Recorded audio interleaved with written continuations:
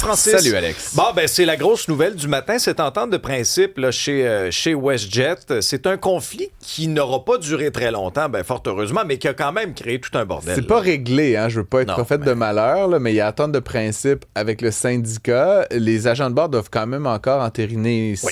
C'est arrivé dans le passé que le vote soit défavorable et qu'on retourne à la table à dessin. Mais bon, j'avais quand même entendu dire et vu des premières ébauches là, de propositions de la part de WestJet. Bon, il y avait la question des salaires là, qu'on souhaitait voir augmenter. C'est pas mal la même rengaine un peu partout suite à la période inflationniste qu'on a vécue, 2022-2023. Les gens veulent un genre de rattrapage là, dans leur pouvoir d'achat. Ça, on voit ça dans toutes les industries. Mais ce qui est particulier à l'industrie aérienne, c'est notamment le temps qu'on dit non payé là, autour du vol, là, quand tu arrives à l'aéroport. Il y avait le standard dans l'industrie, grosso modo, c'est qu'on payait vraiment cher les heures de vol, mais comme pour compenser. Pas du tout les heures. Puis là, évidemment, l'enjeu, c'est que ces heures-là, des fois, c'est une demi-heure, une heure, mais des fois, c'est le vol est en retard. Fait que t'es pas payé, grosso modo. Fait que même si, oui, tu fais un très bon salaire horaire en vol. Bref, ça semblait que même les propositions initiales incluaient une forme de dédommagement ou de rémunération pour ces heures-là. Donc, je crois comprendre là, que ça va dans la bonne direction. Donc, oui, ça pourrait reprendre là, dès demain si le vote est favorable. Après, ça va prendre quelques jours là, avant un plein retour à la normale parce qu'on a vraiment arrêté tous les vols. WestJet possède un petit peu moins de 200 appareils, fait 600 vols par jour, 75 000 passagers. Puis là, il y a, en bon français, le backlog à rattraper. Hein, tu as des gens qui sont pris à Cancun, un peu partout, qui n'ont pas pu voyager. Puis ce qui est particulier aussi de faire ça à ce moment-ci de l'année, Alex, c'est que tous les avions sont pleins. Là. C'est Air Canada, les transporteurs aériens américains, Air Transat, tout le monde est plein. Donc, c'est pas comme si tu avais 5 rangées vides là, pour accommoder les gens qui sont mal pris. Donc, oui, on peut essayer de faire un petit bout, mais c'est plus compliqué. Ceci dit, je voulais quand même qu'on en parle parce que ça donne quand même un drôle de look, là, le Canada qui est constamment à l'arrêt dans ce domaine-là. C'est comme si on n'arrivait pas à trouver des ententes sans toujours aller à la grève. Puis là, tu sais, entre toi et moi, une grève de 36 heures, je trouve ça un peu ridicule. Tu sais, tant qu'à faire grève, faites grève, les amis. Tu sais, ça veut dire qu'on n'était pas si loin. Tu sais, donc, pourquoi sortir l'arme nucléaire quand tu es à quelques virgules de t'entendre?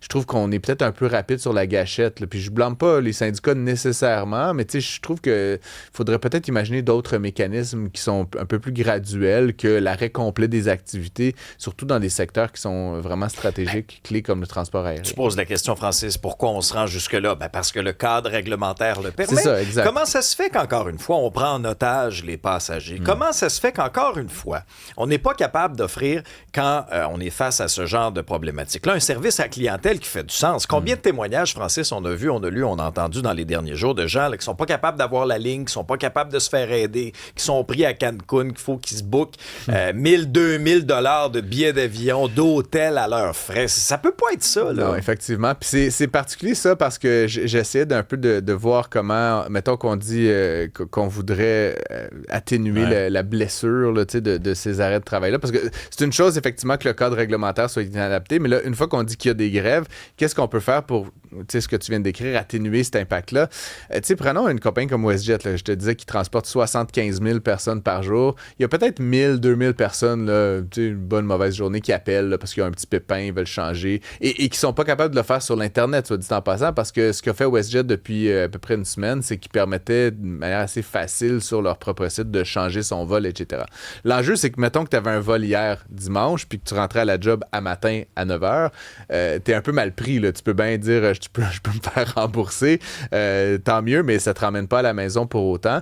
Et donc là, c'est souvent des gens qui, comme tu disais, se rebookent sur Air Canada, sur Air Transat, sur des transporteurs américains qui payent dernière minute, aller simple, des prix malades mentaux. Et là, ils veulent donc se plaindre auprès de WestJet. Et là, WestJet, qui, en temps normal, je disais, a peut-être 1000, 2000 appels par jour, là, 75 000 appels pour les gens d'hier, 75 000 appels pour les gens d'aujourd'hui, 75 000 appels. Tu sais, il n'y a aucun centre d'appel qui peut traiter 200 000 appels alors qu'ils ont l'habitude d'en traiter 2000. Tu sais. Donc, il y a aussi peut-être une question technologique ici là, pour les prochains conflits de travail sur comment est-ce qu'on peut rendre ça un petit peu plus plus smooth, là, un petit peu plus sympathique là, pour les passagers qui sont mal pris. J'ai pas une solution, j'ai pas de baguette magique pour vous ce matin. Et puis évidemment, j'ose espérer que le conflit se règle rapidement pour que ceux qui sont mal pris puissent rapidement rentrer à la maison. Dans la foulée de cette série d'articles sur le Québec Inc. et les futurs fleurons, tu signes un texte intéressant dans le journal ce matin sur justement le grand virage qui est pris par le Québec Inc. Oui, effectivement. Je t'écoutais avec Francis Alain, là, puis je voulais peut-être en rajouter une couche là-dessus.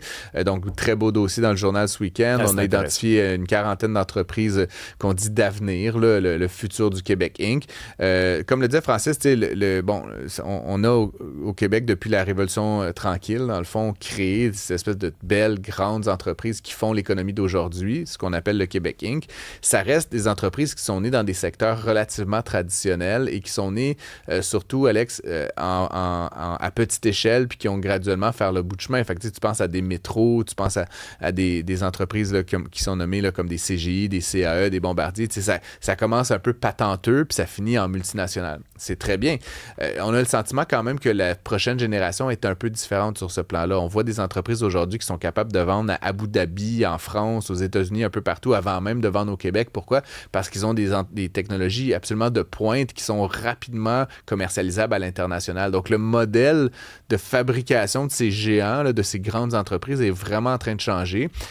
Autre fait intéressant, évidemment, puis tu sais, je suis un homme blanc privilégié, là, mais ça reste que il fut un temps où, pour être entrepreneur au Québec, il fallait être un homme blanc avec un bon réseau puis un peu d'argent. Ça aussi, c'est en train de changer. De plus en plus, on prend des gens plus jeunes qui sortent carrément des études avec des baccalauréats, des maîtrises en ingénierie, en sciences, etc. Puis on est rapidement capable de prendre un brevet, une propriété intellectuelle, puis d'en faire quelque chose de grand. Dans le domaine de l'intelligence artificielle, c'est beaucoup ce qu'on voit aussi. Mais c'est pas juste des intellos, ça peut être aussi des gens qui sortent un peu de n'importe où au Québec. Il y a aussi une diversification géographique qui est en train de se produire. Avant, pour entreprendre, il fallait être à Montréal, pas mal. Aujourd'hui, tu peux entreprendre à Sherbrooke, à Gatineau, à Gaspé, à Bécomo. Il y a de la possibilité de créer des fleurons, comme on les appelle, aux quatre coins du Québec. Et il y a plus de femmes aussi, c'est le fun. Puis tu sais, je suis pas, encore une fois, je suis très égalitaire, mais je trouve ça le fun qu'il y ait plus de diversité dans la nature des entrepreneurs qu'on voit émerger pour le Québec Inc. de demain. Fait que lisez ça, c'est un dossier très intéressant. Il y a plein aussi de réflexions, peut-être en vue de l'élection d'octobre. Qu'est-ce que le gouvernement peut faire? Première chose, s'enlever du chemin. Deuxième, arrêter de donner de l'argent à tout le monde, là, comme on l'a vu sous la CAQ. Là, le chéquier était facile. Plutôt de devenir acheteur des services que papa tonton qui donne de l'argent. Là. On a un gros enjeu. Puis ça, entre le fédéral et le provincial, actuellement, on voit une grosse divergence. Depuis que Mark Carney est arrivé au pouvoir, l'achat local, là, à l'échelle B2B, là, a vraiment pris du galon. On parle de plusieurs milliards de dollars par le gouvernement d'Ottawa, alors qu'à Québec, on reste dans une logique de subvention, de faire des cadeaux. On est très malhabile à acheter des services de nos propres entreprises, si bien qu'on finit par acheter du Amazon, puis du Microsoft, puis ça. Puis j'ai rien contre eux, mais ça serait quand même bien qu'on achète les services puis les produits de nos entreprises ici au Québec. Mais c'est quand même triste en 2026 quand ton premier constat envers le gouvernement, c'est enlève-toi du chemin. C'est quand même assez révélateur sur la façon qu'on est géré. Hey Francis, on t'écoute dans le retour cet après-midi.